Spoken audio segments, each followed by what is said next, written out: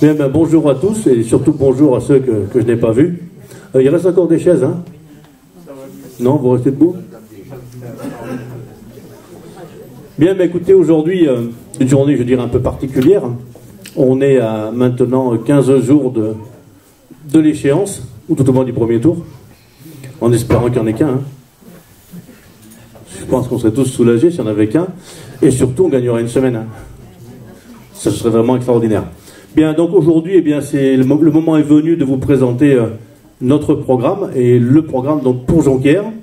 Ce programme, vous le savez, pour ceux qui nous suivent depuis le départ, eh bien, on l'a travaillé au fur et à mesure des réunions thématiques qui se sont faites ici, au fur et à mesure des rencontres aux différents endroits dans Jonquière, lors des manifestations, dans les commerces ou ailleurs. Mais en tout cas, ça a été travaillé en tenant compte de tout ce que l'on a pu recueillir de tout le monde.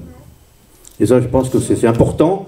Le programme de campagne que l'on veut mettre en place, il ne doit pas être que le reflet des colistiers. Il doit être le reflet de ce qu'on entend dans la rue, et il doit être le reflet du quotidien de chacun, de manière à ce que ce soit quelque chose de partagé du coup. Mais comme je le disais, donc le 15 et le 22 mars prochain, vous aurez à vous prononcer pour l'avenir de notre village. Votre future équipe municipale rassemble des femmes et des hommes de compétences, de valeurs et de convictions. Et elle est le reflet de toute la population jonquiéroise. Vous avez pu le voir dans les tracts que nous avons distribués depuis quelque temps. Vous connaissez tout le monde. Tout le monde a été annoncé depuis un moment, contrairement à nos adversaires, je veux dire, qui tardent à s'annoncer. Nous, on l'a fait rapidement, de manière à ce que les contacts se fassent, que les gens apprennent à se connaître et que l'on puisse échanger. Notre objectif commun, vous le savez, c'est le bon sens et l'intérêt général. Nous incarnons la seule alternative à un véritable changement pour l'avenir de Jonquière. Et ça, c'est de plus en plus concret depuis qu'on a connaissance des listes en présence. On a 3 listes qui sont des listes qui sortent de la majorité actuelle. Donc finalement, je ferai court en disant on prend les mêmes et on recommence. Eh bien, face à ça, la seule alternative, c'est notre liste. Et je m'engage devant vous à être un maire rassembleur, juste, équitable et ouvert également à ceux qui ne pensent pas comme moi et comme nous en général. Être maire, c'est écouter, tenir compte, amender et arbitrer. Toute notre équipe partage ces valeurs qui, pour nous, sont essentielles pour le bien vivre ensemble. Notre programme, il a été élaboré avec méthode, comme je vous le disais tout à l'heure, en tenant compte de nos échanges lors des différentes réunions thématiques ainsi que lors de nos rencontres dans la rue, mais aussi de nos constats. Ce programme, vous allez le découvrir, il est dense, mais sachez que nous proposons dès notre élection ce programme d'une manière pluriannuelle à l'échelle du mandat 2020-2026. Bien sûr que tout ce que l'on va annoncer, on ne le fera pas en 2020, hein, bien d'accord. Donc ce sera échelonné sur le mandat 2020-2026. Et nos projets seront financés en tenant compte des capacités de la commune, des ressources budgétaires et des subventions. Nous veillerons bien évidemment à maîtriser la fiscalité afin de maintenir le pouvoir d'achat des familles. Donc c'est important, on ne peut pas s'engager sans savoir, sans connaître nos moyens financiers. Et pour nous, il va être hors de question d'aller au-delà de ces moyens-là. Tout d'abord, on va parler d'urbanisme et de travaux. Vous le savez, à Jonquière, l'urbanisme et les travaux, c'est un sujet du quotidien. D'ailleurs, je vais faire une anecdote là-dessus. Vous avez vu que depuis 15 jours, on a l'impression que c'est la révolution à Jonquière d'un point de vue travaux. Hein. On fait autant de travaux en 15 jours qu'il ne s'en est pas fait en 15 ans. Hein. C'est assez impressionnant. On est vraiment sur des travaux électoralistes. Je crois qu'on ne peut pas l'appeler autrement. Beaucoup de choses qui étaient demandées et souhaitées depuis des années sont en train de voir le jour. 15 jours depuis 15 jours, grosso modo, ils vont se terminer très prochainement. Tout va très vite, c'est jamais allé aussi vite. Donc on sent bien qu'on est face à un maire sortant aux abois qui essaye de faire du raccro un peu comme il peut, avec ce qu'il peut. Pardon ? Vous l'autre, à l'école Boucher, qui est toujours. Alors, toujours ouvert. On donne qu'il a pas fait froid cet hiver. l'école Boucher, on va en parler tout à l'heure dans les travaux. Mais voilà, donc vous avez vu, ça part de partout, un petit peu dans tous les sens, et ça n'a donc aucun bon sens. Et ça, je pense que c'est la démonstration d'une fin de règne, et la démonstration eh bien, qu'il faut vraiment mettre en place ce changement et passer à autre chose de plus sensé, de plus logique, et ayant beaucoup plus de bon sens, encore une fois. Mais sachez que concernant l'urbanisme et les travaux, nous mettrons un terme à cette urbanisation irréfléchie qui ne repose sur aucune obligation réglementaire ni nécessaire pour la collectivité. Le manque d'anticipation de l'équipe municipale sortante a profondément et durablement sanctionné la commune qui n'était pas préparée à accueillir un tel accroissement de population dans un délai aussi court. Plus 30% de population en 12 ans. C'est énorme. C'est énorme, d'autant plus que, vous le savez, nos installations publiques n'ont pas suivi.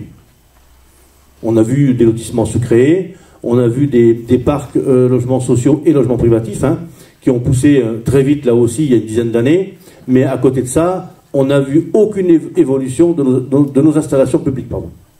Et ça, c'est dommageable. Pourquoi? Parce qu'on fait venir des populations sur une commune, mais on n'est pas en mesure de les intégrer au travers de nos installations publiques, que ce soit les écoles, la cantine scolaire, les salles associatives. Comment peut-on faire venir autant de monde en si peu de temps sans permettre que de nouvelles associations se développent et sans permettre à celles qui existent bien, de pouvoir grossir parce qu'il y a plus de population? Tout ça, c'est juste pas possible. Aujourd'hui, ça va être un devoir de remettre à niveau ces installations publiques, mais d'une manière sérieuse. Donc notre programme concernant ces sujets. Tout d'abord, eh bien, je vous le disais, modifier le PLU. On veut revoir ce PLU qui a été voté en 2014, et vous savez qu'à ce sujet, dès l'élection 2014, nous avons attaqué au tribunal administratif le PLU, parce que nous le considérions insensé. Donc le tribunal administratif a jugé en 2016, donc 2 ans après, et le rapporteur public ce jour-là avait prononcé l'annulation complète du PLU de Jonquière. Il nous donnait donc raison. Ceci a été mis en délibéré, et surprenant, 15 jours après, donc le président du tribunal administratif avait inversé la décision et donné raison au PLU, et donc approuvait le PLU, et donc ne suivait pas son rapporteur public. Quand même savoir qu'au tribunal, dans les tribunaux administratifs, à 98% des cas, les rapporteurs publics, quand ils se prononcent, sont suivis. Là, bizarrement, alors je n'irai pas jusque dans certains détails, mais on pourrait presque imaginer que des interventions dans ce délai de 15 jours ont fait que la décision a été inversée. Et ensuite, et bien suite à ça, on est allé en cour d'appel à Marseille. La cour d'appel n'a pas fait forcément mieux, mais la cour d'appel a coupé la poire en deux en donnant raison ni à l'un ni à l'autre. Voilà, au moins ça a été clair. Mais malgré tout, cette procédure donc, que nous avons entamée, c'était un choix de notre part, c'était pour aller au bout de nos idées face à ce mandat actuel. On n'a pas obtenu gain de cause, je viens de vous l'expliquer, mais malgré tout, d'une manière indirecte, ça a permis de freiner. Pourquoi? Parce qu'aucun promoteur immobilier n'aurait pris le risque de s'engager sur un projet quelconque, sachant que le PLU était en justice. Donc du coup, c'est pas le fait que l'on ait attaqué en justice qui a bloqué, parce que ce n'est pas bloquant le fait d'attaquer. Mais par contre, d'une manière indirecte, ça a freiné tout ça. Et j'ai envie de dire heureusement, parce que si les choses avaient été autrement, eh bien aujourd'hui, on aurait 450 logements supplémentaires à Jonquière. En plus de ce qu'il y a déjà, je parle. Voilà. Donc, on n'est absolument pas en capacité aujourd'hui à accueillir plus de population tant que nos installations publiques n'auront pas été remises à niveau. Donc ça sera une de nos premières missions, parce qu'elle est essentielle pour que d'ailleurs on puisse enclencher tout le reste. Alors, je ne vais pas vous faire une lecture mot à mot du programme. Le programme, il défile à l'écran à mesure, mais à partir de demain, il sera distribué dans vos boîtes aux lettres de manière intégrale.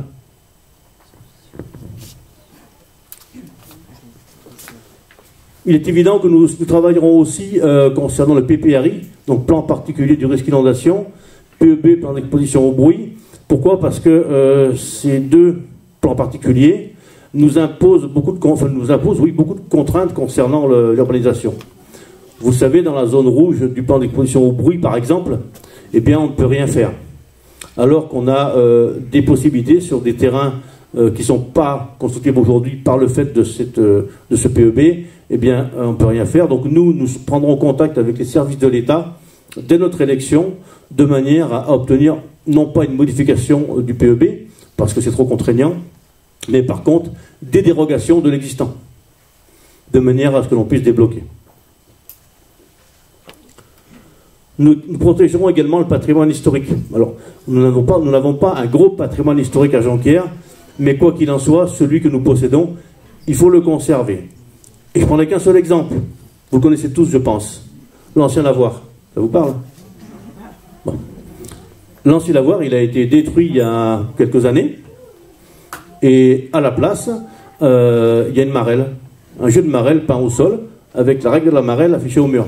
Alors, franchement, on a un patrimoine qui n'est pas énorme, mais quand on en arrive à un point à détruire un lavoir, qui lui était historique, pour faire un jeu de marelle, je trouve ça scandaleux. Je pense que beaucoup de gens que je rencontre ont le même avis. Ça, c'est le genre de choses qu'on ne peut pas accepter, parce que ça n'a aucun sens. Concernant les travaux, là, eh bien, nous voulons améliorer la fluidité de la circulation et le stationnement autour des écoles et des enceintes sportives. Les parents d'élèves le savent, hein. Les écoles aux heures de pointe, je vais dire, hein, c'est une catastrophe. Alors, il est vrai, il y en a qui voudraient entrer dans la cour avec la voiture, c'est pas possible.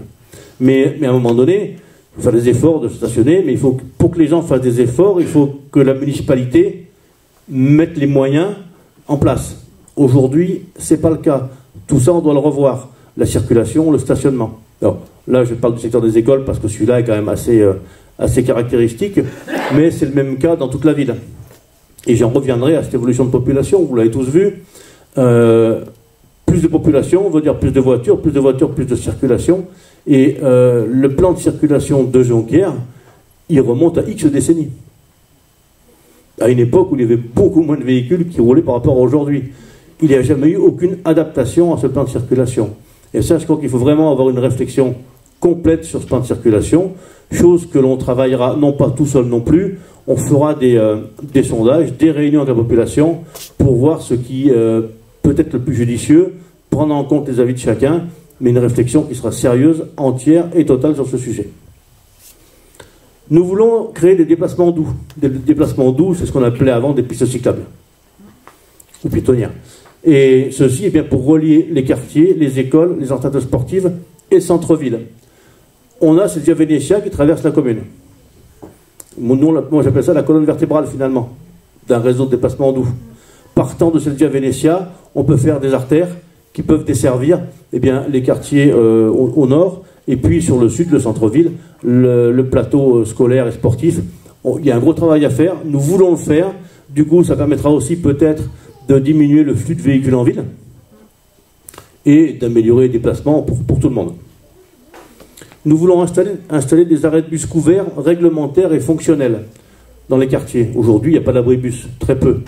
Les enfants, il pleut, ils sont sous la flotte et ils attendent que le bus arrive en espérant qu'il n'arrive pas trop tard. Je le fais avec humour, mais c'est un peu ça. Hein.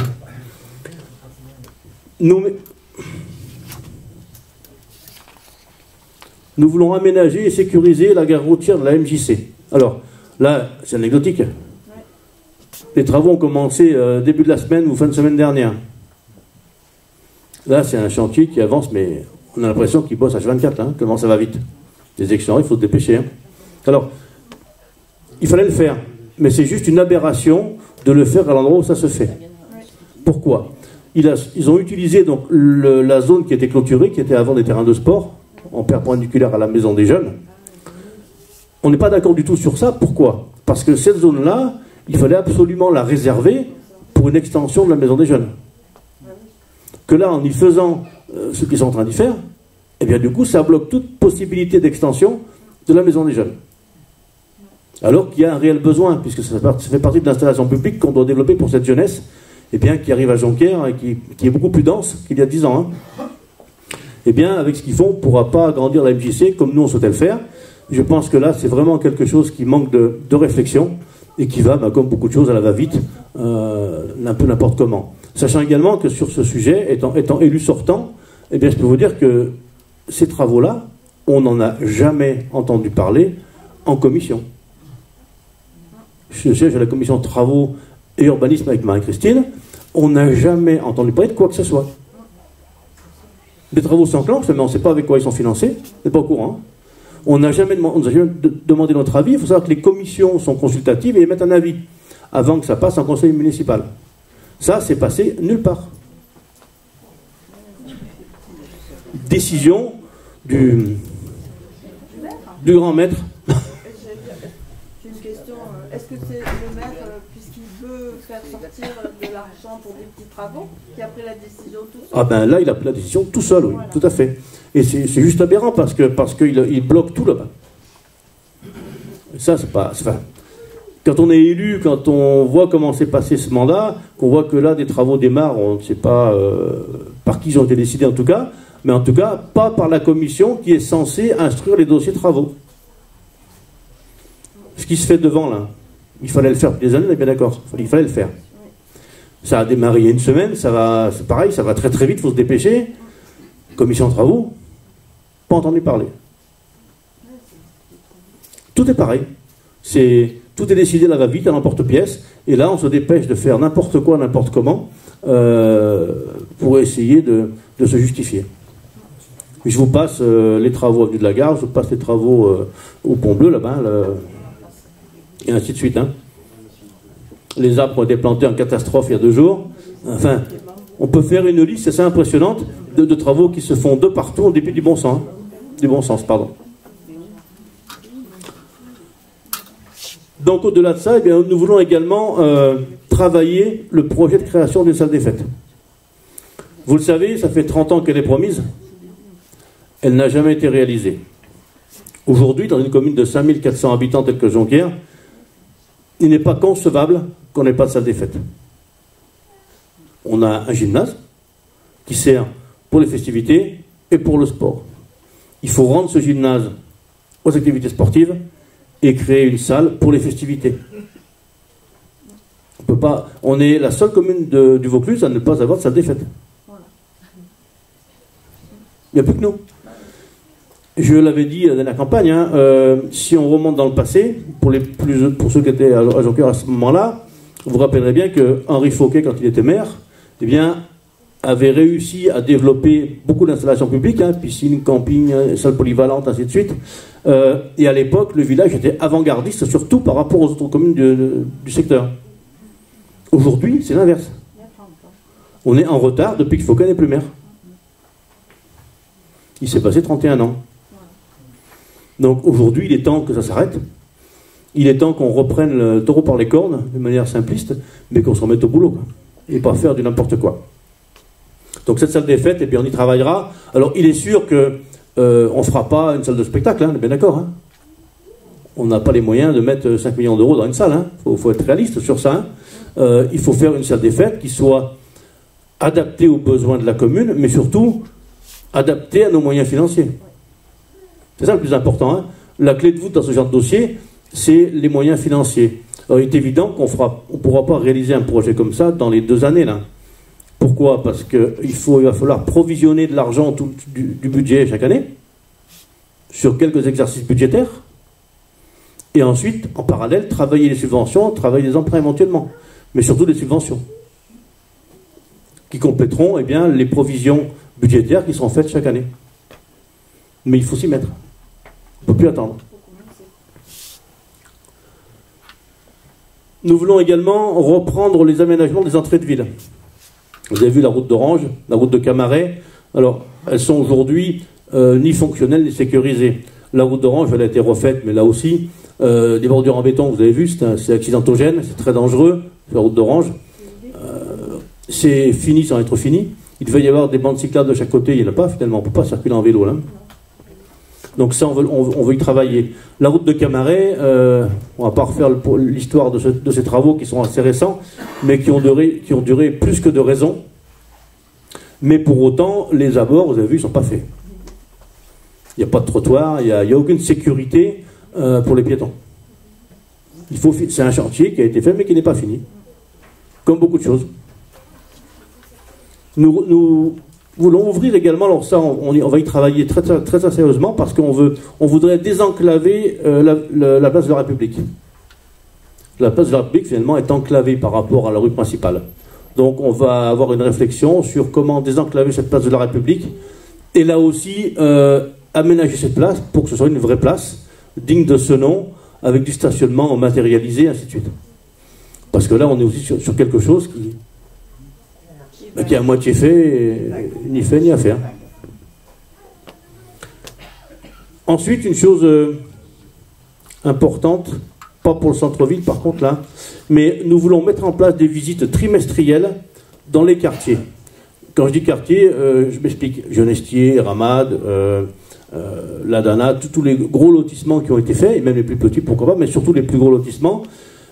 Pourquoi? Parce qu'ils sont un petit peu, on a été les rencontrer, ces gens-là, dans les lotissements, et on s'aperçoit qu'ils sont un petit peu abandonnés, seuls dans leur lotissement, et jamais personne vient se soucier des problèmes de fond. Et ça, nous voulons y remédier en mettant en place donc, des réunions trimestrielles en présence des intervenants concernés, donc les promoteurs immobiliers pour ce qui est privatif, les bailleurs sociaux concernant les lotissements sociaux, pardon, la CCPRO, donc l'intercommunalité, qui a aussi des obligations, et la ville de Jonquière. Et on y rajoutera bien sûr des représentants des associations syndicales, des propriétaires ou des locataires, selon les lotissements. C'est important d'enclencher ce genre de choses. Pourquoi? Parce qu'en mettant tout le monde autour de la table, chacun repartira avec ses obligations, et il y aura des échéances pour appliquer ceci. Et arrêter de laisser ces gens à l'abandon dans les lotissements, que ce soit le Genestier, on l'a vu samedi, la Dana le samedi d'avant, ainsi de suite. Il y a beaucoup de choses à faire, mais personne ne s'occupe de rien. Alors le Genestier, lui, il va être repris en gestion communale, puisqu'il a été rétrocédé à la va-vite, là aussi, puisqu'il fallait faire plaisir, sûrement, juste avant les élections. Mais il y a un tas de choses qui auraient dû être faites par Nexity, qui est le promoteur de ce lotissement, et qui n'a pas été pris en charge. Donc la ville a récupéré vite fait ce lotissement pour faire plaisir, mais il y a beaucoup de choses qui ne sont pas faites et qui restent à faire, mais qui sont à charge du promoteur. Donc tout ça, il faut le suivre. Ensuite, voilà sur le chapitre urbanisme travaux, je vais passer à l'éducation, la petite enfance et la jeunesse. Nos enfants, eh bien c'est clair, ils sont l'avenir de Jonquière. Ils doivent être le point central de nos actions. Les élus locaux doivent soutenir et accompagner les enseignants pour les aider à répondre aux attentes légitimes des parents. Les sollicitations des parents ne sont pas entendues. Par qui? Par la municipalité sortante. Nous souhaitons vous impliquer, donc impliquer les parents d'élèves bien sûr, dans la réorganisation de tout ce système.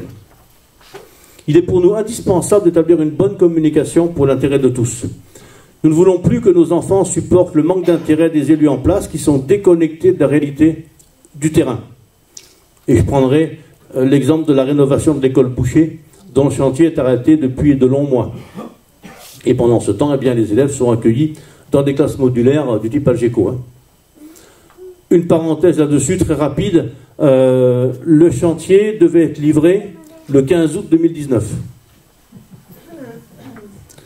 Il restait donc 2 semaines pour aménager et y faire la rentrée scolaire.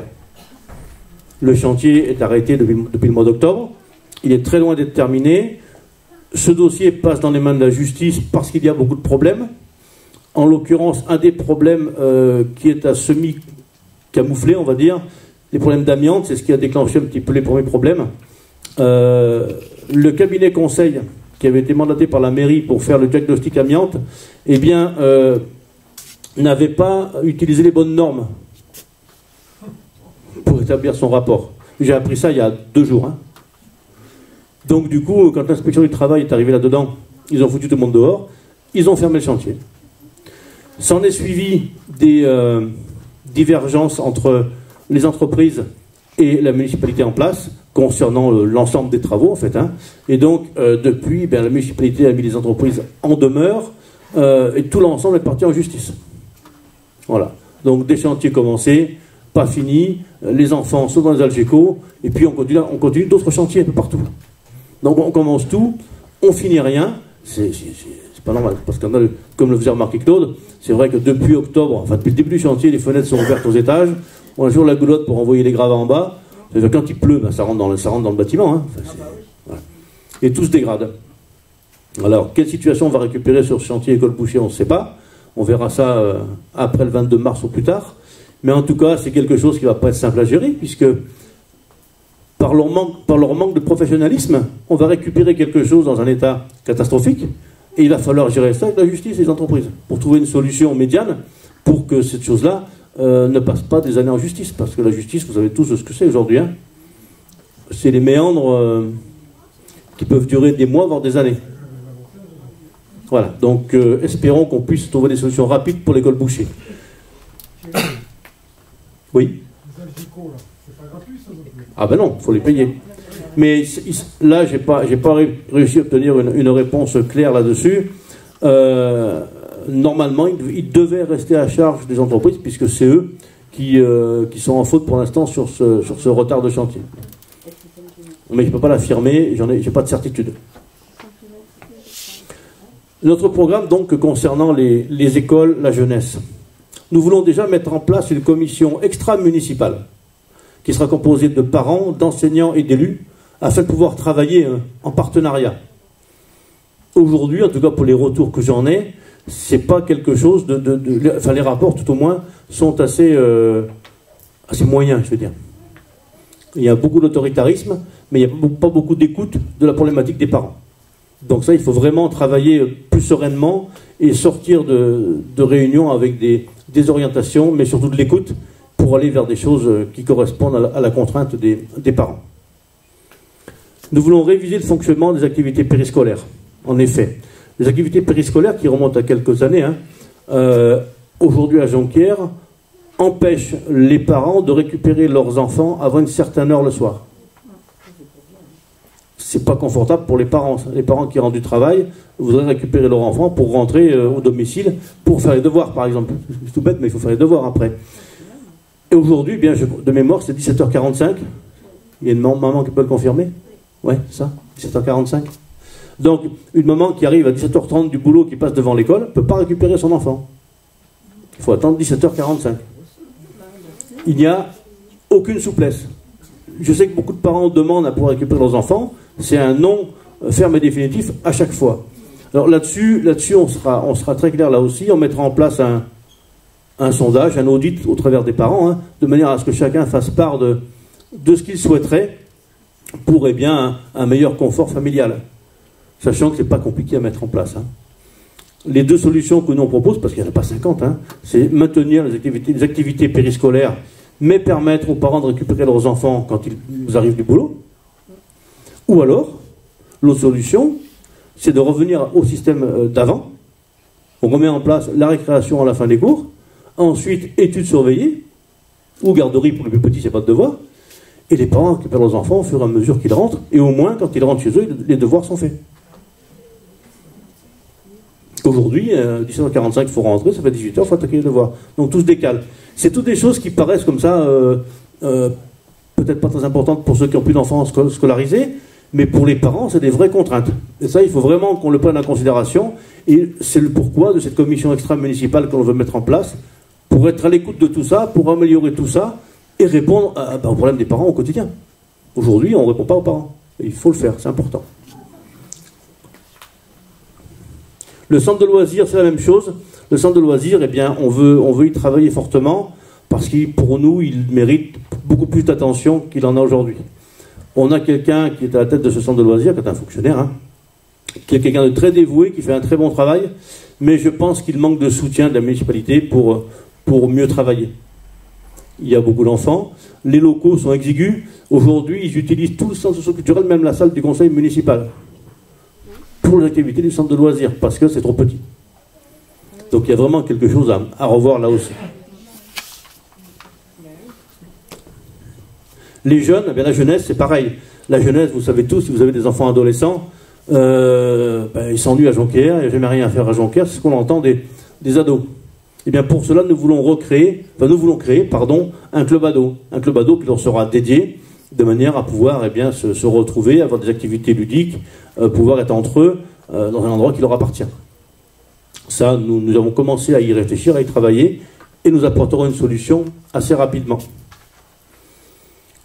Le point info jeune, qui est un point aussi très important pour la jeunesse.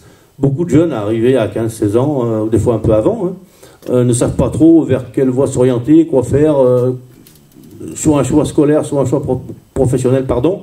Mais ce pays sert un peu à ça également, mais ça manque d'informations, ça manque de saveur, quoi, hein. Tout ça, il faut qu'on y travaille. Il faut qu'il y ait beaucoup plus d'informations à cet endroit-là pour permettre aux ados de pouvoir pousser la porte et avoir quelqu'un en face. Mais ça, c'est pareil. Il ne faut pas le laisser à l'abandon ou juste dire que ça existe pour dire qu'on l'a fait, quoi. Il faut aller au-delà de ça. Il faut le faire, il faut que ça fonctionne et il faut que ça réponde aux attentes des ados. Ce qui n'est pas toujours le cas. Et puis nous voulons également installer un conseil municipal des jeunes. Conseil municipal des jeunes, c'est quelque chose qui est institutionnel, c'est légal. Il y a des directives, pour ce genre de choses. Le conseil municipal, donc, c'est quelque chose qui est ouvert aux enfants de 8 à 14 ans. Ça nous semble essentiel de mettre en place ce genre de choses. Pourquoi ? Parce que ça participe à l'éducation des jeunes, ça participe à l'intégration des jeunes dans la société, ça apporte beaucoup de choses positives. Et ça apporte également aussi beaucoup d'idées, parce que c'est pas parce qu'on est enfant qu'on n'a pas d'idées. Et je sais que déjà, certains enfants attendent qu'on arrive pour mettre en place ce conseil. J'ai déjà des volontaires. Hein. Et dans la tranche 8-14, il faut dire qu'il y aura peut-être plus de monde qu'il n'en faut. Ça fonctionne de la même façon que le conseil municipal, je veux dire adulte. Il y a un maire des jeunes, il y a des adjoints des jeunes, des commissions, qui sont bien sûr toutes sous tutelle des adjoints, des élus en place, qui encadrent ces jeunes. Ils ont un conseil municipal régulier quand il y a besoin. C'est très important et je pense que ça fait partie aussi des choses qui ne coûtent rien à mettre en place. C'est du bon sens, c'est du boulot, mais ça ne coûte rien. Il faut juste enclencher ce genre de démarche et je pense ça peut apporter beaucoup à la jeunesse, ça peut apporter beaucoup à la commune et c'est une chose que l'on mettra en place également rapidement. Nous voulons également mettre en place un city-stade et un skatepark. Tant demandé depuis tant d'années, j'ai envie de dire. On l'entend quand on rencontre les ados, les plus jeunes. City-stade, skatepark, c'est... Je dirais que si on faisait voter aujourd'hui, je crois qu'on gagnerait à 90%. Donc ça, c'est quelque chose qu'on a aussi dans les cartons, je vais dire. Je finirai sur les jeunes, sur la jeunesse, en parlant de la cantine scolaire. La cantine scolaire, vous le savez, elle a fait l'objet d'une extension, en 2009.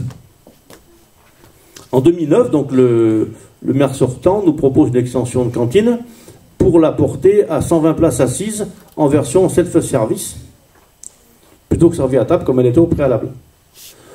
Donc 120 places à l'époque, par rapport à 2009, j'entends bien, par rapport à la population, le nombre d'enfants aux écoles, ainsi de suite, ça correspondait. Donc c'était une taille qui pouvait absorber la quantité d'enfants qui mangeaient à la cantine. Donc ok, on était d'accord. Et puis dans les 6 mois qui ont suivi, commission urbanisme, et là, un carton, on va faire le lotissement des Genestiers, un carton, on va faire le lotissement à Dana, et un carton, on va faire une campagne des ramades. 3 projets immobiliers où on a majoritairement des familles avec des enfants. Ça ne l'avait pas dit, quand on a accepté la cantine à 120 places. Mais 6 mois après, on nous sort ces dossiers-là. Alors, lui était seul à le savoir. Quand je dis lui, c'est le maire sortant. Était seul à savoir que ça allait arriver. Pourquoi cacher ça au moment où on a pris une décision sur la taille de l'extension de la cantine? Donc du coup, depuis 2009, on a une cantine qui est sous-dimensionnée pour absorber les enfants. C'est comme cela qu'aujourd'hui, on a 3 services à la cantine, et il arrive fréquemment que certains enfants rentrent dans la cantine à 13h30 pour prendre leur déjeuner. Pour être en cours à 14h. Depuis midi, ils sont dans la cour. Vous voyez, c'est des situations qui sont qu'on ne perçoit pas forcément au quotidien, quand on n'a pas d'enfants qui sont dans ce cas-là. Mais c'est pas normal, par le manque de professionnalisme et d'objectivité, de mettre des enfants dans ce genre de situation. C'est là aussi quelque chose qu'on va devoir reprendre, réparer. Oui, Christophe ? poser quelques questions. Il y a aussi le fait, le dernier service, souvent, ils n'ont plus d'entrée et ils n'ont plus de dessert. Oui, oui, c'est vrai que on l'a beaucoup entendu ça aussi. Il y a un problème d'alimentation de la chaîne du self jusqu'en fin de service. Là, il y a un problème a priori, hein, ça sera vérifié, il y aurait un problème d'effectif aussi derrière, hein, en cuisine. C'est aussi à revoir. Donc oui, c'est plein de sujets comme ça qui sont primordiales pour l'avenir de la commune. On ne peut pas continuer comme ça. On ne peut pas laisser des enfants manger à 13h30, sachant que pour beaucoup, ils sont depuis le matin à 7h30 à l'école. Hein. Et ils vont manger qu'à 13h30. C'est juste pas... C'est pas humain, quoi. Tout ça parce qu'on a une cantine qui a été mal réfléchie par manque de professionnalisme des élus en place. Il faut juste arrêter ça. Voilà, maintenant je vais passer au sport et associations. Le monde sportif et associatif favorise bien le bien vivre ensemble dans une commune. Quand on participe aux associations, qu'elles soient sportives, culturelles ou autres, on s'intègre mieux dans sa commune. Aujourd'hui, il y a 73 associations donc, sportives, culturelles, patriotiques à Jonquière. Elles évoluent à des niveaux différents.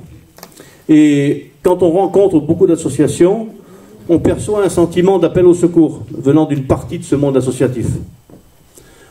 Ensemble, bien, nous ferons une évaluation de ces besoins et d'évidence, bien, encore une fois, nous manquons d'installation pour le développement des associations existantes, mais surtout la création de nouvelles. Je disais en préambule, hein, on ne peut pas absorber 30% de population supplémentaire sans créer de nouvelles salles, sans créer des possibilités à la création d'associations. C'est pas possible. C'est comme ça qu'aujourd'hui, on a beaucoup de parents qui emmènent leurs enfants à Orange, à Camaret, à Courtezan pour faire du sport. Et les parents eux-mêmes aussi, ils vont des fois faire du sport aussi ailleurs, parce qu'à Jonquière, il n'y a pas ce qu'il faut, quoi. Et l'existant est sous-dimensionné. Dans d'autres programmes sur tout ça, ce sera de faire un état des lieux des installations et une évaluation des besoins. Réhabiliter les locaux associatifs et les installations sportives en respectant les obligations réglementaires de sécurité et d'accessibilité. Là, l'accessibilité, c'est dépêché là.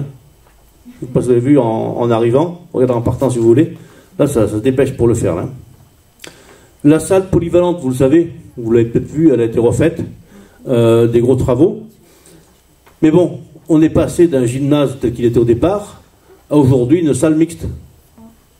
Mais comme elle est mixte, elle n'est ni sport ni festive. Pourquoi? Parce qu'au niveau des festivités, c'est quand même pas le top, ça reste un demi-tonneau, certes qui a été isolé, on est bien d'accord, qui est visuellement beaucoup plus agréable, on est d'accord aussi, mais c'est pas adapté pour des festivités. D'un point de vue sportif, là aussi, tout a été fait sans forcément consulter les réglementations liées à la pratique des sports de compétition, puisque le volleyball, par exemple, qui a repris son activité, aujourd'hui se verrait très pénalisé s'il remontait en niveau Ligue, parce que le terrain ne serait pas homologué, tel que les choses ont été refaites. Donc, tout est fait en dépit du bon sens. Nous voulons également proposer un accompagnement portant sur la gestion d'une association, tant sur le plan administratif que financier. Beaucoup d'associations, je ne dirais pas qu'ils sont en difficulté, c'est pas ça, mais je pense que beaucoup d'associations seraient ou sont demandeurs de formation sur comment on gère l'administration d'une association, comment on gère un budget d'une association. On pourrait prendre ça en compte au niveau municipalité et proposer des sessions de formation samedi matin, c'est à définir, mais pouvoir aider les associations à se gérer eux-mêmes.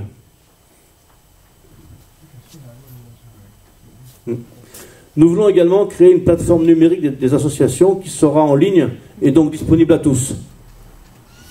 Et bien sûr, cette plateforme numérique, nous voulons la relier au site internet de la commune.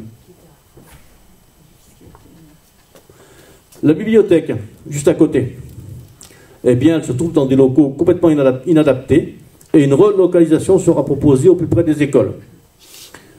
Je ne sais pas si certains d'entre vous fréquentent la bibliothèque. Elle date depuis très longtemps. Et quand on rentre à l'intérieur, on retrouve les traces de l'époque où c'est une classe. Hein. Bon, là, c'est pas hier. Hein. C'est tout petit. C'est plus du tout. C'est sous-dimensionné comme le reste. Hein. On ne peut plus laisser cette bibliothèque dans un local aussi petit, sachant qu'en plus, ils ne respectent pas les normes de sécurité. Là, c'est une chose, mais au-delà de ça, pour l'accueil des enfants comme des adultes, ça ne va plus, il faut passer à autre chose. Alors le maire, lui, il dit, j'ai embauché une bibliothécaire récemment, là aussi, hein, pour répondre rapidement à ce qu'on peut faire, pour travailler sur un projet de bibliothèque. Alors, oui, il faut travailler sur ce sujet. Mais est-ce que la solution, c'est de construire? Si oui, quand? Et où, surtout? Je crois qu'il faut surtout travailler sur une relocalisation. Donc nous, c'est quelque chose qu'on a déjà commencé à travailler, mais il faut surtout qu'on relocalise la bibliothèque à proximité des écoles. Puisque la principale, je dirais, clientèle, entre guillemets, de la bibliothèque, ce sont les enfants des écoles. Si la bibliothèque s'éloigne trop des écoles, les enseignants n'emmèneront plus les enfants à cette bibliothèque parce qu'ils ne prendront pas le risque au niveau sécurité de traverser les voies de circulation. Donc la réflexion, elle est simple, hein, c'est à proximité des écoles. Et je pense qu'il faut trouver une solution dans l'existant.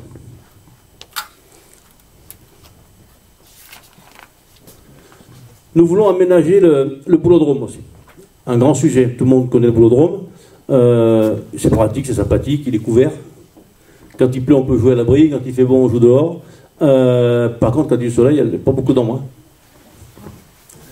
Eh bien, ce boulodrome, nous voulons y apporter une grosse réflexion. Nous voulons revoir tous ses abords. Nous voulons revoir cette partie couverte, parce que cette partie couverte, elle est très, très vieille, on va dire. Hein. Visuellement, c'est pas très esthétique. Donc je pense nous pensons que nous pouvons faire quelque chose de bien plus agréable à vivre au quotidien que ce que c'est aujourd'hui, et sans que pour cela, ça coûte très très cher. Nous voulons proposer aussi aux boulistes de réhabiliter la petite maison qui est à côté, celle où a habité Marc d'ailleurs, je crois, de mémoire. Il est où? Yeah. Cette maison qui aujourd'hui est fermée, n'est plus habitée, qui appartient à la commune, qui est à côté des terrains de boules. Les boulistes aujourd'hui sont dans des locaux très exigus, donc nous voulons en régie, hein, on proposera ça à nos services techniques, de réhabiliter cette petite maison, dégager tous les abords, nettoyer tout ça, et que cette maison bien sera attribuée aux deux associations boulistes, et qui se partagent pour faire leur salle de réunion, leur bureau, là-bas. Après, voilà. Alors, c'est pas. Il n'y a pas 200 mètres carrés, hein, mais je pense que par rapport à ce qu'ils ont aujourd'hui, qui est honteux. Hein, je ne sais pas si tu es d'accord. Mais c'est honteux ce qui a été mis à disposition des boulistes, sachant que la grosse boule doit rejoindre là-bas très prochainement au niveau des terrains, donc il faut prévoir des terrains pour eux. Et on a un espace à côté de la maison où il y a toute la ferraille là, derrière. Bien tout ça, c'est uniquement du travail en interne, en régie, qui ne coûte rien à faire. Hein.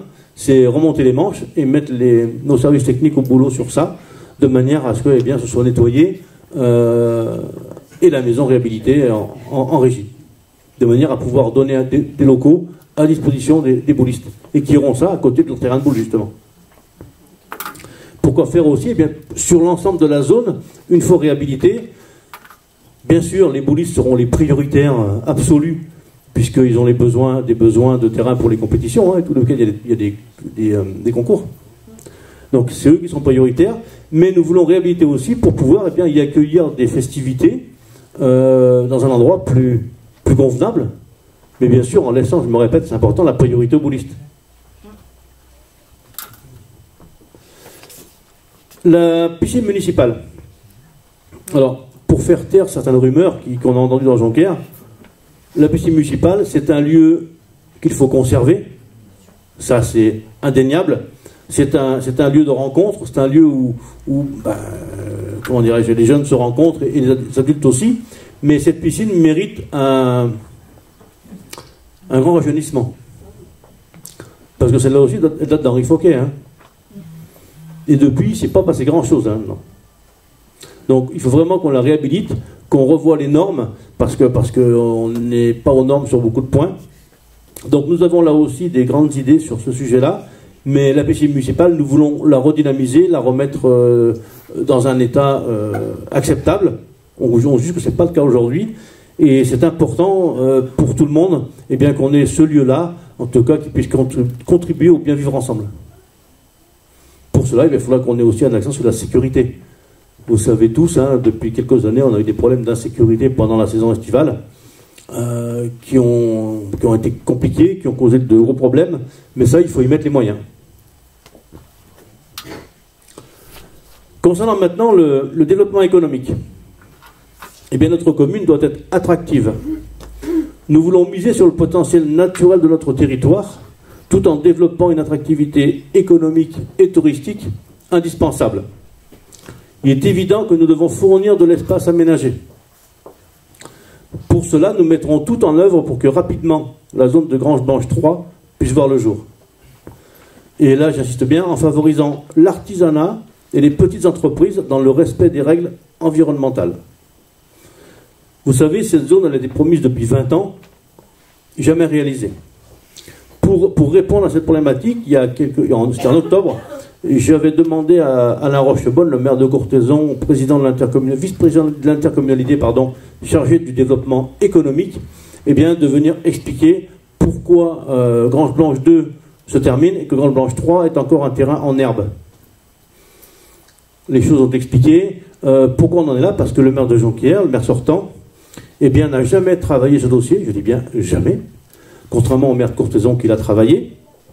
Il faut vraiment que ce dossier soit pris à bras-le-corps, parce qu'on ne peut pas, là aussi, j'en reviens encore à l'urbanisme, hein, on ne peut pas augmenter une population de 30% en 12 ans sans créer aucun emploi.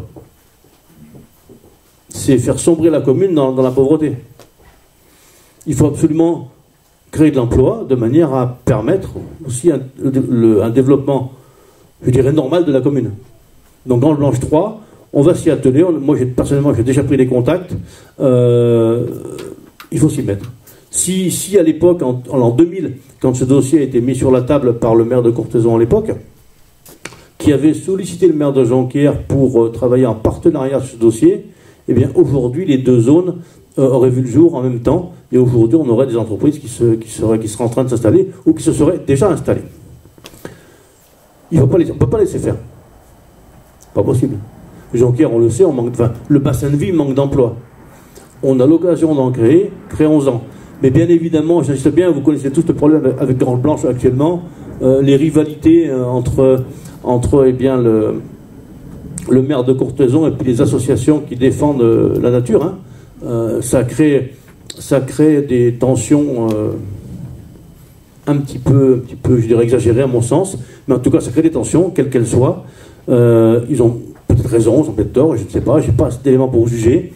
En tout cas, tout ce que je dirais, c'est que ce dossier-là, il n'est pas nouveau concernant cette base logistique de Grange Blanche 2 sur Courthézon. Quand même pas oublier que ça va créer 300 emplois. Aujourd'hui, vu le contexte économique, c'est pas négligeable, à mon avis. Maintenant, ce dossier, ça fait 10 ans qu'il est sur la table, au service de l'État et au service donc communal et intercommunal. Depuis 10 ans que ce dossier est à l'étude, qu'il est travaillé, qu'il est réfléchi, qu'il a l'objet de toutes les enquêtes possibles et imaginables en termes d'environnement et autres, jamais personne, je dis bien jamais personne, que ce soit les défenseurs de la nature, du monde animal ou tout ce qu'on veut, ne sont intervenus pour poser le problème. Pourquoi attendre que les premiers engins arrivent sur la zone pour commencer le chantier, alors que tous les investisseurs ont déjà mis l'argent sur la table, pour faire court, hein. Donc les terrains ont été vendus, les investisseurs sont là, la base logistique se construit, et là, on attend ce moment-là pour intervenir, pour dire non, on n'en veut pas parce qu'il y a des problèmes de protection de la nature. Je suis pour la protection de la nature, comme je pense beaucoup d'entre nous. Mais pourquoi ils n'ont pas bougé il y a 10 ans quand le projet a été mis sur la table, tout au début? Pourquoi attendre que les premiers engins arrivent pour les travaux 10 ans après? Parce qu'il n'y avait pas les municipales. Il n'y avait pas les municipales, voilà, exactement aussi. Alors, là, on est sur une démarche, au-delà du fait qu'il y a une protection de la nature qu'il faut considérer, mais je me répète, les services de l'État ont fait le travail, tous les comptes rendus ont été donnés à la préfecture d'Avignon, enfin de Vaucluse, pardon, afin de prendre les bonnes décisions, et toutes les règles ont été respectées. Après, les associations disent que les règles ne l'ont pas été respectées. C'est un combat là, hein. Mais bon, pour moi, ça me semble être un combat qui qui ne va pas aboutir à grand-chose. Ils ne vont pas arrêter les chantiers alors que tous les investissements sont faits. Oui, puis les autorisations ont été accordées. Tout a été donné. Le préfet est venu poser la première pierre hier matin. Hein. Oui, voilà. Après, voilà, j'ai peut-être pas tous les éléments, mais en tout cas, j'ai pas vu le dossier chez le préfet, mais je pense pas que les services de l'État, aujourd'hui, avec toute la problématique environnementale et autres, prennent le risque de ne pas respecter la réglementation. Pardon ? Ils interdisent, la preuve, ils interdisent un rallye pour un couple de vautours, oui, mais très rare, en voie de disparition. Ouais. Donc, la problématique environnementale, pardon, est prise en compte par la préfecture. Hein. Je ne peux pas être boire une gorgée d'eau, j'ai un peu soif.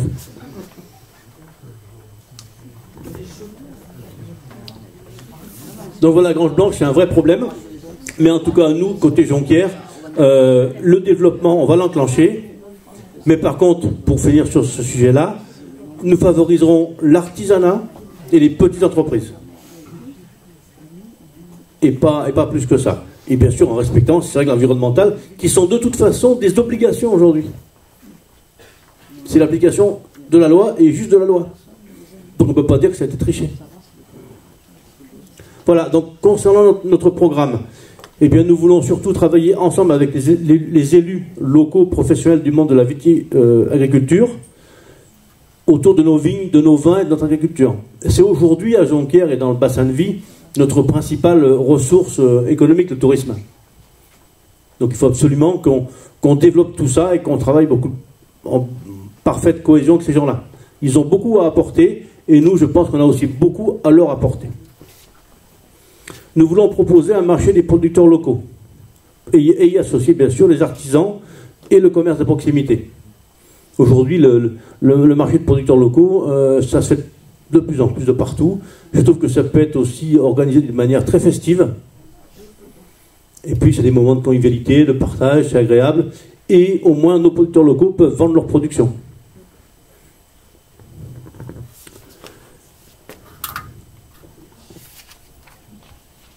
Nous engagerons un plan de redynamisation du commerce jonquiérois, bien sûr avec l'aide de la Chambre de commerce et d'industrie, hein, puisqu'ils ont les techniciens compétents sur ces sujets-là. Alors même si aujourd'hui ils ont quelques petits problèmes de fonctionnement en Vaucluse, la CCI, ça va se régler avec le temps, mais ils ont des techniciens compétents et il faut l'utiliser.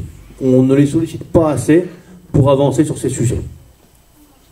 Nous voulons également favoriser le développement de l'association des commerçants artisans vignerons, qui est en train de se recréer, là. Mais vous savez qu'elle a existé à une époque, que là aussi la municipalité sortante eh bien, a tout fait pour leur couper les jambes, on va dire. Hein. Ils préfèrent diviser plutôt que de regrouper. Donc cette association qui avait existé à une époque a été sabordée, je crois que c'est le terme qui correspond.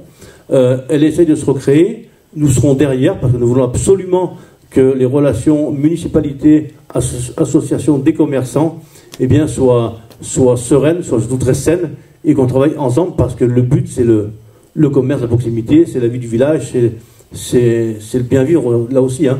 Donc c'est important. Et concernant l'offre de soins, eh bien, nous favoriserons l'installation de médecins. Je ne sais pas si je repars sur le débat de la maison de santé. Vous avez tous suivi les derniers événements dans la presse là, de cette semaine, hein. En 2 mots, le maire nous dit qu'il va faire un grand projet de maison de santé, mais quand on lit ce qu'il a écrit, c'est plus maison de santé, c'est un hôpital hein, qu'il va faire. Enfin, je vois pas, franchement, je n'engage que moi quand je dis ça, hein, mais comment il va arriver à faire venir un cabinet d'imagerie médicale à Jonquière?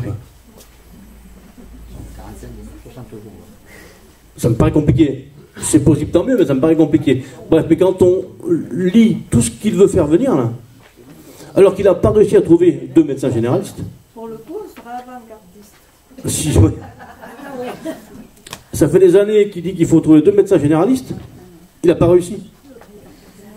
Et là, il veut nous faire un truc, mais c'est énorme. Donc bon, là aussi, on est dans quelque chose de plus... C'est pas construire une maison de santé qu'il faudra qu'il y aura des médecins. Non, il faut les trouver avant. Le numéro, c'est lui qu'il faut. Non, mais... Oui, oui, mais il faut... Pour...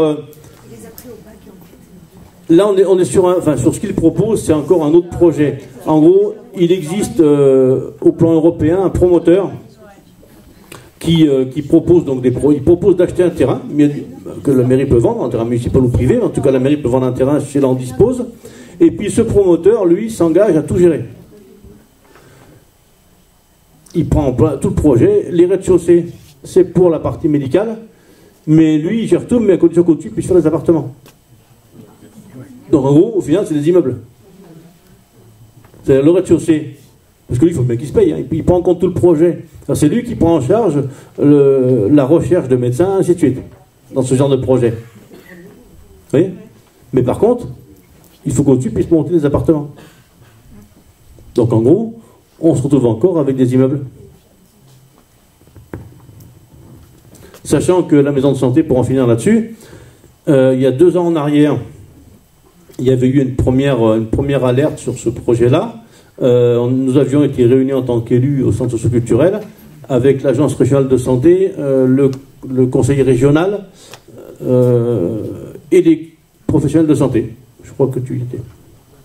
Il y a eu de mémoire 4 réunions sur à peu près un an et demi. La première réunion, les professionnels de santé jonquiérois étaient présents. Et puis au fil du temps, ils sont plus venus. Ils ont vite compris qu'on était dans l'enfumage. Et surtout que le seul objectif du maire sortant à ce moment-là, c'était d'empêcher le projet de Xavier Hugnat, le pharmacien. Et qu'en parallèle, le pharmacien a sorti un projet de maison privée qui, lui, va voir le jour. Mais sur un projet privé. Et le seul objectif du maire sortant à ce moment-là, c'était de mettre des bâtons dans les roues au projet privé de Xavier Hugnat, et pas autre chose. C'était uniquement ça. Alors c'est vrai que vu de l'extérieur, c'est peut-être pas forcément perceptible, mais c'était ça, le fond du problème, il était là.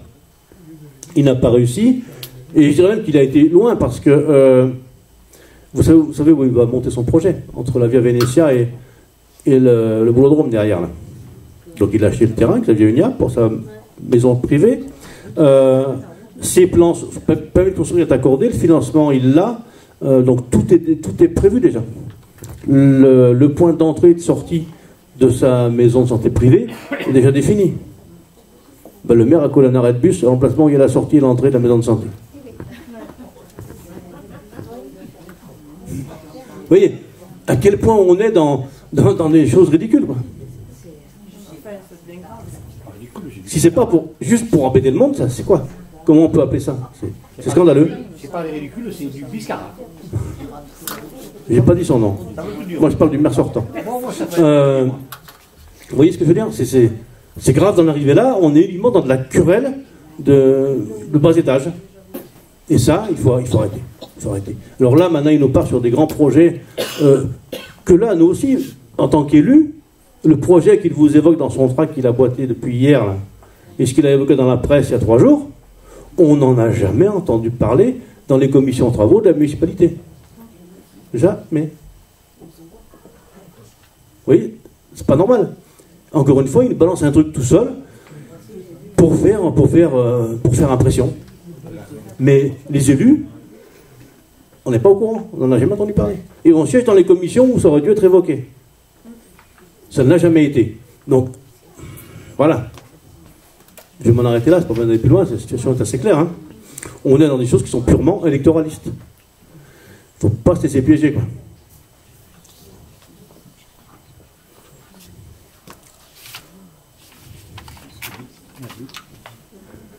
Ensuite, maintenant, on va passer au tourisme, aux festivités et aux traditions. La compétence tourisme, elle a été transférée à l'intercommunalité en janvier 2007. Mais pour autant, la commune garde toute compétence sur la mise en place de festivités, et ainsi de suite, hein, on est bien d'accord. Hormis que ça se travaille à l'interco. Notre programme sur ces sujets, eh bien, il consistera à mettre en place des moyens nécessaires pour redonner du charme et de l'intérêt à notre village. Si on veut recréer du tourisme et attirer du monde à nos festivités, il faut qu'on ait un village qui soit attrayant, accueillant. Aujourd'hui, il ne l'est pas vraiment. Hein. Aujourd'hui, notre village, il est sale, il manque d'entretien, il manque d'espace vert, il manque de fleurs, enfin il manque de tout, quoi. Donc déjà, il faut commencer par redonner un bel aspect à la commune. Et de ce fait-là, on commencera peut-être à travailler sur l'apport de tourisme et l'apport de festivités dignes de ce nom. Les festivités existantes, elles ont le mérite d'exister, mais d'accord, mais nous considérons qu'elles manquent d'attractivité et de nouveautés. Nous devons vraiment retravailler sur des nouveautés, des festivités nouvelles, pardon. Et pour cela, eh bien, nous souhaitons recréer un comité des fêtes. À l'époque, il y a eu un comité des fêtes à Jonquière, et il y avait de belles manifestations. Et on s'aperçoit, en rencontrant du monde dans les communes aux alentours, eh bien, que les communes où il y a de beaux programmes de festivités, ce sont les communes où il y a un comité des fêtes.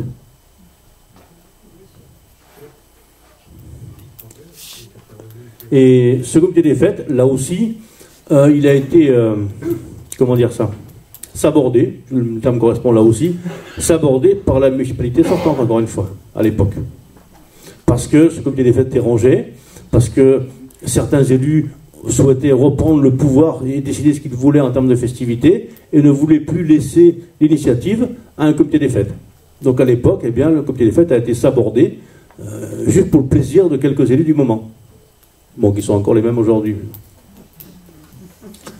Mais voilà, il faut tourner la page là aussi. Et ce comité des fêtes, eh bien, nous voulons qu'il soit composé de bénévoles qui ont envie de s'investir sur la commune. Il est bien évident que la subvention, donc aujourd'hui dédiée aux festivités, aux traditions, elle restera identique. Au lieu d'être gérée par la municipalité, elle sera gérée par le comité des fêtes. Donc cette subvention sera versée au comité des fêtes. Et du fait que la mairie versera une grosse subvention au comité des fêtes, eh bien, l'adjoint chargé des festivités et des traditions du tourisme sera membre de droit du comité des fêtes. Mais après, on fera un appel aux bénévoles, après l'élection, pour bien repartir sur un véritable comité des fêtes associatif. Avec un bureau associatif, avec un fonctionnement à part, un fonctionnement avec des bénévoles, mais qui pourront enclencher un tas de festivités pour la commune. Nous voulons aussi, je crois que les autres en parlent aussi, mais c'est un sujet d'actualité, nous voulons travailler sur l'aménagement de l'ancienne gare. L'ancienne gare, c'est désastreux de l'avoir comme ça. Et nous voulons y travailler, et nous voulons travailler également sur ses abords, et nous souhaitons, travailler sur des traditions viticoles. Est-ce que c'est pas forcément utile de refaire encore une saladerie buvette, comme il y en a une à l'Oriole, il va y en avoir partout le long de la Vénétia, c'est pas utile d'en faire une tous les 5 km. Donc nous pensons qu'il serait intéressant, comme nous sommes un pays, enfin Jonquière est une commune viticole et agricole, eh bien peut-être développer cette gare autour de ces activités-là. Ce qui n'empêchera pas d'avoir un point buvette à la gare. Mais nous pensons qu'on peut travailler sur ces sujets-là. Donc là c'est pareil, nous ferons un appel aux avis de tous, de manière à partager et échanger sur ça.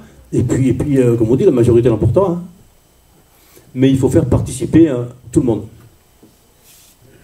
Et ensuite, nous voulons travailler sur des projets de jumelage. Des projets de jumelage qui permettent de favoriser les échanges culturels, mais aussi économiques.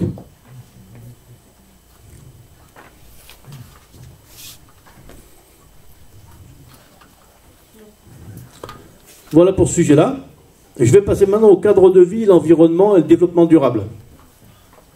Alors sachez que notre équipe s'engagera activement dans un projet de développement durable et poursuivra des objectifs solidaires et responsables avec un souci permanent de réduction du gaspillage. Oui.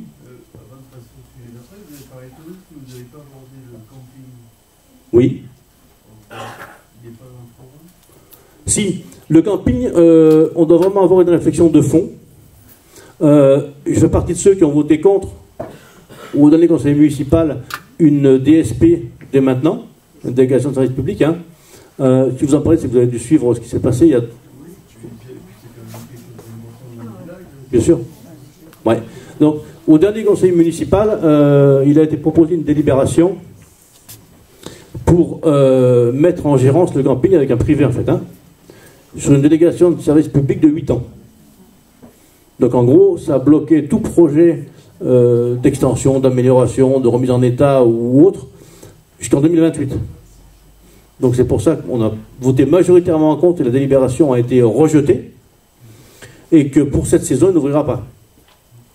Ce qui va laisser le temps, ça va être une année de gel, on va dire, hein, c'est gelé pour une année, et nous travaillons sur un projet pour la saison, donc du coup 2021. On va y réfléchir, je ne sais pas. Franchement, nous ne savons pas pour aujourd'hui. Est-ce que la DSP est la solution la plus intéressante? Il faut vraiment qu'on y travaille. Il y a différentes pistes, je pense qu'il y a différentes solutions sur ce sujet. Est-ce qu'il doit passer en DSP sur 8 ans et donc se bloquer pendant 8 ans?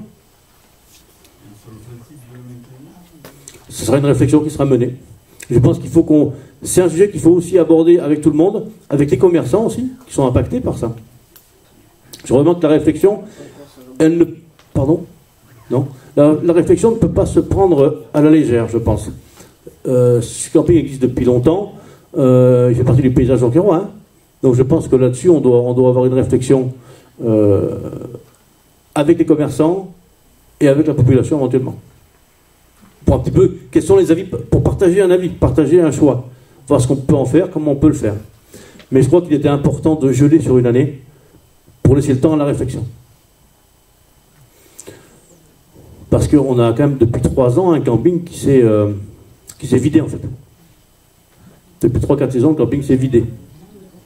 Donc aujourd'hui, eh bien, nous devons vraiment réfléchir. Pourquoi il s'est vidé, en fait, hein? Pourquoi? Et quoi faire maintenant? Déjà, il faut réfléchir sur pourquoi il s'est vidé.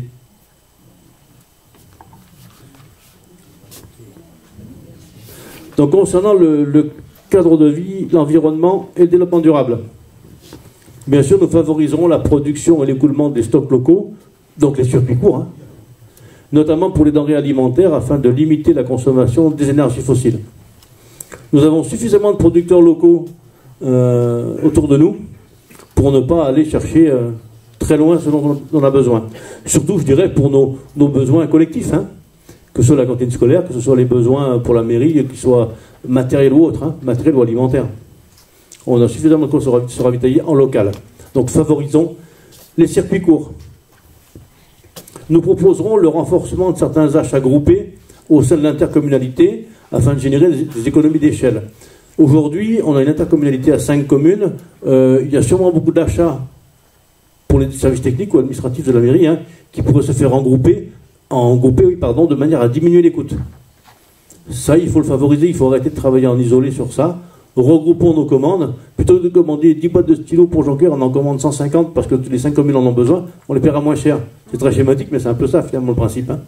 Et pourtant, on peut faire pareil. Nous voulons inclure des clauses sociales systématiques dans nos marchés publics, permettant également de favoriser l'emploi sur notre commune. Quand on fait un appel d'offres, donc un marché public, hein, eh bien on peut inclure des clauses sociales qui permettent de dire, eh bien, écoutez, ok, vous devez embaucher ou créer ou favoriser tant d'emplois sur la commune pendant votre chantier. Les gens répondent favorablement ou pas, mais ça, on veut que ça devienne un critère de choix.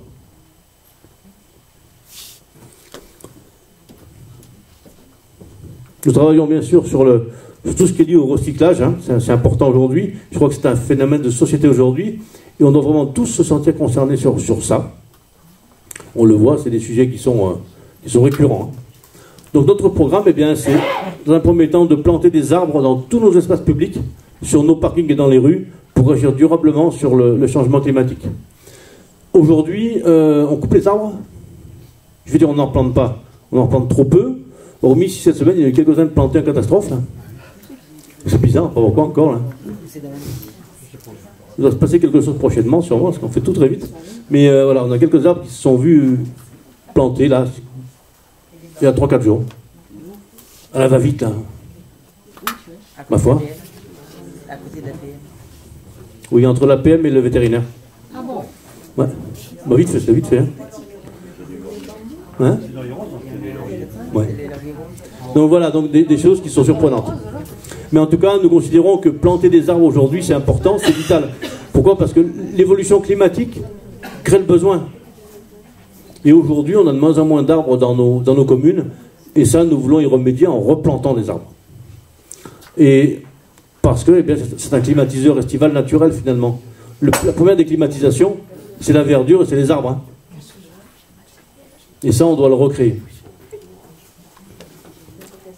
Nous voulons assurer un entretien régulier des cours d'eau de la Seille, de la source du cercle et des fossés d'irrigation dans le respect de l'écosystème et de la biodiversité.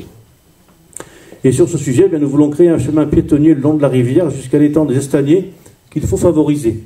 Je m'explique. Je suis allé début de la semaine avec un agriculteur de Jonquière et puis une autre personne faire le tour des canaux d'irrigation et de la Seille. C'est incroyable. De désespoir. La Seille, à certains endroits, on ne peut plus approcher les berges de la Seille. Il y a des arbres qui sont tombés dedans, il y a des ronces qui ont poussé par-dessus, l'eau passe au milieu de tout ça comme elle peut. Les canaux d'irrigation, ils sont soit bouchés, soit... Inexistant, je dis le maintenant. On peut dire inexistants. À certains endroits où les canaux d'irrigation passent sous la route, tout est bouché, donc l'eau passe plus, l'eau stagne. En fait, on a vu des choses, j'ai vu des choses, en ce qui me concerne en tout cas, qu'on ne voit pas au quotidien. Parce qu'il faut aller dans les zones agricoles et puis aller voir vraiment ce qui se passe. Il faut y aller exprès. C'est incroyable de voir ça. Certains endroits, les vannes de régulation des cours d'eau, je parle des canaux d'irrigation là, ne fonctionnent plus. Elles sont ou rouillées ouvertes ou rouillées fermées. C'est juste improbable de voir ça aujourd'hui. On doit vraiment retravailler sur ces sujets-là, surtout que le circuit de la Seille qu'on a fait ensemble, c'est magnifique. Mais aujourd'hui, on ne peut plus approcher la Seille, quoi. C'est dans un état pitoyable. Et on pourrait faire un tas de belles choses. Et l'Estanier, l'étang de l'Estanier, c'est pareil. Cet étang, pour nous, il n'est pas assez mis en valeur. Il faut savoir que cet étang, il est municipal. Il appartient à la commune, l'étang. Les terrains autour, non. Mais l'étang, oui. Donc là, il y a vraiment un vrai projet. On veut vraiment travailler un vrai projet de manière à dynamiser un petit peu ce secteur. Parce que partout où il y a un plan d'eau, on peut faire de très belles choses. Donc ça, on veut vraiment y travailler. L'éclairage public, nous voulons changer, lancer un programme de renouvellement de toutes les sources d'énergie de l'éclairage public. Hein. Aujourd'hui, il faut passer en LED pour faire court. Certes, ça a un coût au départ, mais l'amortissement se fait très rapidement. Donc il faut vraiment qu'on avance là-dessus. Et puis bien sûr, créer des déplacements doux. On en a parlé tout à l'heure, je ne vais pas refaire l'explication, mais les déplacements doux, c'est un élément essentiel aussi que l'on doit développer sur la commune. Les déchets, c'est une évidence là aussi. On doit vraiment améliorer nos rapports avec la CCPRO. On n'aura pas de mal pour nous. Hein. Nous, on s'entend bien avec la CCPRO. Aujourd'hui, l'intercommunalité, donc la CCPRO, est censée non, c'est elle qui gère tout ce qui est lié aux ordures ménagères. Mais les rapports entre la commune de Janvier et la CCPRO ne sont pas du tout dans des relations cordiales, je vais dire. Donc c'est très compliqué pour l'équipe municipale sortante de dialoguer, parce qu'aucun effort n'est fait pour que ça se passe bien. Nous, les rapports sont très bons avec l'ensemble des communes. On n'a pas de soucis relationnels, au contraire. Donc nous avons intérêt, nous travaillerons sur ces sujets-là dès notre élection. Et tout ceci, c'est pour le bien de tout le monde.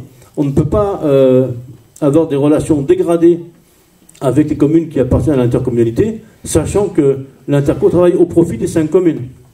Donc si une a des relations dégradées ou inexistantes, et bien du coup on pénalise toute la population de la commune. Donc ça aussi, il faut vraiment le travailler. On doit travailler ensemble. Je dirais, une fois que l'élection est passée, les campagnes électorales, si on n'y pense plus, c'est fini. On travaille pour la commune, pour les Jonquiérois, pour le bon sens et l'intérêt général.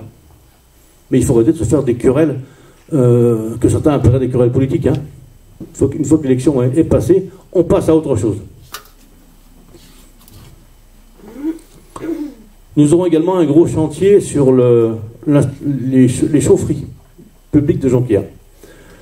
Suite à un diagnostic qui a été fait il y a un peu plus d'1 an par un cabinet privé de nos installations de chauffage, eh bien le constat a été dramatique. Toutes nos chaudières sont en fin de vie.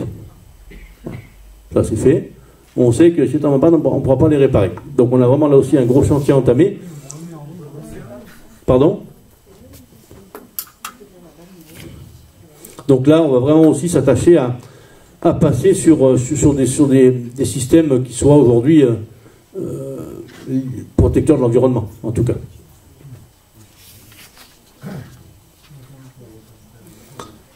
Pour finir, je vais parler de la sécurité et de la tranquillité. C'est le dernier sujet. Je dirais que comment aimer sa commune s'il n'assure pas l'un des premiers droits intangibles, celui de la sécurité. La tranquillité est un objectif encore plus large. Chaque acte délinquant, chaque incivilité et chaque manque de respect envers autrui demeure insupportable et doit être réprimé. Notre action pour aider la police municipale sera totale. Le bien vivre ensemble et la qualité de vie passent par le civisme de chacun. Nous aiderons notre police municipale à les faire respecter. Nous effectuerons un audit pour déterminer les besoins du service, tant sur le plan matériel que personnel. Notre programme sur la sécurité et la tranquillité. Eh bien, tout d'abord, nous voulons veiller à la réduction de toutes les dégradations et incivilités, qui sera une mission prioritaire pour notre équipe. Nous ne devons pas ressentir d'agression visuelle qui donnerait un sentiment d'insécurité. Nous aurons une réflexion approfondie sur la place et le rôle de notre police. À Jonquière comme ailleurs, la sécurité des biens et des personnes est bien sûr l'affaire de l'État et donc de la gendarmerie. Mais elle incombe aussi au maire qui est détenteur du pouvoir de police dans sa commune. Nous voulons tisser des liens étroits avec les acteurs de la sécurité du territoire, avec pour objectif d'établir de vrais partenariats au quotidien. Et pour cela, bien, nous souhaitons déjà la mise en place d'un conseil intercommunal de sécurité et de prévention de la délinquance. Il s'agit d'une instance de concertation sur les priorités de la lutte contre l'insécurité, autour desquelles se mobilisent les institutions et organismes publics et privés concernés. Police, gendarmerie, police municipale et milieu associatif. Nous voulons instaurer également la procédure de rappel à l'ordre. Le Code général des collectivités territoriales prévoit cette procédure lorsque des faits sont susceptibles de porter atteinte au bon ordre, à la sûreté, à la sécurité ou à la salubrité publique. Le maire peut donc procéder verbalement à ce rappel. Les communes qui ont mis ça en place ont des retours très positifs. Quand il y a des dérapages dans la commune, eh bien le maire a le pouvoir, en mettant en place cette procédure, de faire un rappel à l'ordre en présence des parents, et ça porte ses fruits. Et moi, je m'en coupe.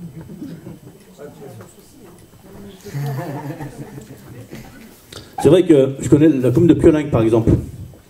Le maire de Piolinc a mis ça en place, et il a de très bons retours sur cette façon de faire, en tout cas. Quand un adolescent fait une connerie, eh bien, enfin, excusez-moi de parler comme ça, mais je pense que le maire convoque les parents et l'enfant à la mairie. Alors c'est vrai que c'est pas le plus sympa à faire comme boulot quand on est maire, ça. Hein, mais ça fait partie des prérogatives du maire que de faire ça. Eh bien, je pense que de le faire, ça peut peut-être éviter que le gamin dérape un peu plus, et qu'après on passe à une autre étape, celle de la gendarmerie. Peut-être mieux d'abord régler ça en interne. Le maire convoque les parents, l'adolescent, et on s'explique. On peut avoir un peu de pédagogie, un peu d'explication, un rappel à l'ordre sur un tas de choses. Ça prend du temps, mais je pense que ça, il faut le faire, ça peut apporter beaucoup. Et à Jonquière, c'est vrai qu'on s'aperçoit, comme partout, de toute façon, hein, comme toutes les communes qui grandissent, bien tout grandit avec. Hein.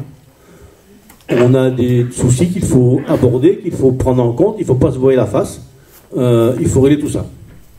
Après, ben, écoutez, si après le rappel à l'ordre, le message ne passe pas, ben, après ça passe au niveau au-dessus, après c'est la gendarmerie, c'est la justice. Mais nous, au niveau municipalité, utilisons les moyens que l'on peut utiliser pour être le premier rempart à une éventuelle délinquance. Et ça, on a le pouvoir de le faire. Donc c'est dommage de s'en priver. Et notre police municipale, eh bien, on doit l'auditer, comme je le disais, de manière à revoir un petit peu son fonctionnement, et dans le but de mieux occuper le terrain. Est-ce que... Oui. Oui, moi j'aimerais bien qu'en ce qui concerne le fonctionnement, ok, mais il faut voir aussi ses limites. Parce qu'à l'heure actuelle, quand on analyse les effectifs des communes avoisinantes de Jonquière, on s'aperçoit que ça représente plus qu'un effectif de gendarmerie. Alors on est à l'heure actuelle dans l'escalade des effectifs dans chaque commune, et ça ne règle pas le problème de fond qui est la notion réganienne de l'État. Nous payons les contributions, dans lequel l'État doit s'engager à assurer la sécurité des Français. Donc, on paye une première fois, et les communes, pour pallier à l'absence de gendarmerie, sont forcées d'embaucher du personnel pour pouvoir... Et on paye une deuxième fois. Oui, alors le problème là-dessus, c'est que... Alors, le problème, il est le suivant. Est-ce qu'aussi dans le cheminement que nous devons adopter au niveau des communes de la région, puisque la gendarmerie est à Châteauneuf-du-Pape, il faut le rappeler, oui. Est-ce qu'on ne devrait pas aussi mettre sur la table d'avoir à proximité, ou dans notre commune, une gendarmerie pour continuer les démarches dans lesquelles vous voulez vous inscrire, c'est-à-dire amener la sécurité pour tout le monde. Alors, j'entends bien. Aujourd'hui... On en est à 5 agents, demain ça sera 6, après ça sera 7. Il y en a 4, hein. À sont 4. chaque fois, il y a le carnet de chèques qui marche. Hein. Ouais. Ok, et on paye. Je crois que on est sur un problème qui dépasse le rôle de la commune. Hein. L'État se désengage depuis des années là-dessus. Il se désengage dans les villes en réduisant les effectifs de police nationale. Il se désengage dans les communes, dans les parties rurales en regroupant les gendarmeries, en diminuant les effectifs. Et ben, le seul relais, malheureusement pour nos communes, eh bien, c'est d'avoir une police municipale qui soit efficace, tout en restant dans des effectifs non corrects, on va dire, sans que ça dépasse une certaine logique. Mais non, il est pas question pour l'instant d'augmenter les effectifs, hein, c'est pas ce qu'on a dit. Hein. Moi, ce qu'on veut faire, c'est auditer l'existant, donc ce service-là, comme tous les services d'ailleurs, mais auditer ce service, et on verra ce qui ressortira de cet audit, tant sur le plan matériel que personnel. Dans un premier temps, ce qui compte, c'est une réorganisation. C'est ce que l'on veut faire, réorganiser. Aujourd'hui, il y a 4 policiers municipaux et un agent de surveillance de voie publique. Voilà. Après, c'est vrai qu'on ne peut pas, malheureusement, aller contre le fait que l'État se désengage. On subit, hein, en tant que commune, hein. On subit tous, hein. Et c'est pas nouveau. Voilà, j'en ai fini sur la sécurité. Je suis désolé, il a peut-être été un peu long. Ce programme-là, donc à partir de demain, je crois que cet après-midi, certains vont commencer à boiter. Donc vous l'aurez dans vos boîtes aux lettres. Et puis, si vous voulez en disposer dès maintenant, vous en avez sur la table. On va vous en faire passer si vous en voulez dès à présent. Donc notre programme, il n'a pas été fait au hasard, il a été fait de manière réfléchie, je le disais en préambule. Hein. On y a travaillé sur de longues réunions, de longues soirées, devant la cheminée. Mais c'est pas du hasard. On fait vraiment quelque chose de travaillé, de réfléchi. Et je vous le dis, c'est un plan pluriannuel sur le mandat 2020-2026. C'est pas du hasard. On l'a travaillé fortement. La salle des fêtes, par exemple, peut-être qu'elle va se travailler sur ce mandat et se réaliser au début de l'autre, parce que c'est le plus gros projet financier, en tout cas dans ce qu'on propose. Mais nous voulons mettre en action tout ce que nous proposons. Sachant que sur tout ce que j'ai pu dire, vous avez pu le constater également, vous pourrez le lire après, il y a beaucoup de choses qui ne coûtent rien. Il y a beaucoup de choses que l'on propose qui sont juste du bon sens, de l'intérêt général et du travail, mais pas forcément des coûts financiers. Et bien sûr, toutes ces actions qui n'ont pas de coûts financiers, c'est les premières qu'on va mettre en place, hein, le temps que l'on monte les dossiers pour le reste. Voilà, ce que je vous propose, c'est que on passe à l'apéro. Si on pourra donc continuer à discuter, répondre aux questions. Bravo.